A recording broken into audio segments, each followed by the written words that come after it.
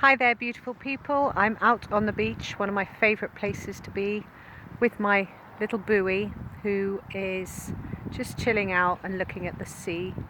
And one of the things I want to mention that my friend Amelia Forrest brought to my attention was that I did miss out a few things on my 100th video that I did yesterday, which probably would be really beneficial to mention.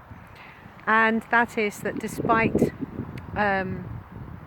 the things that I mentioned, the physical aspects, mental aspects, emotional aspects, spiritual aspects of healing oneself, I didn't mention the very important aspect of what we eat, what we nourish our bodies with.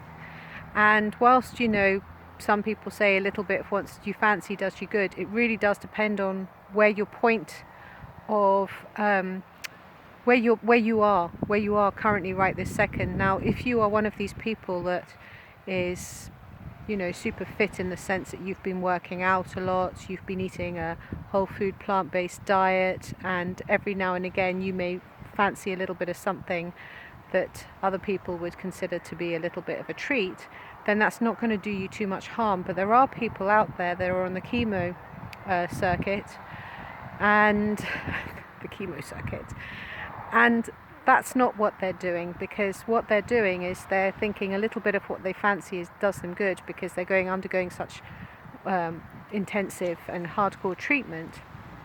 But actually it's not helping, because they aren't eating, or they haven't come from a base of having had good foods in their body to start with. A lot of them drink, smoke, may do a little bit of something else to party and what have you.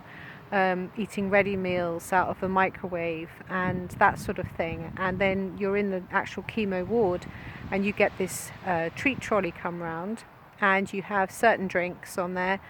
You get your coffee, your tea with your milk obviously, and you've got your fruit juices. Obviously freshly squeezed fruit juice is quite different to concentrated fruit juice, but let's not go into that right now.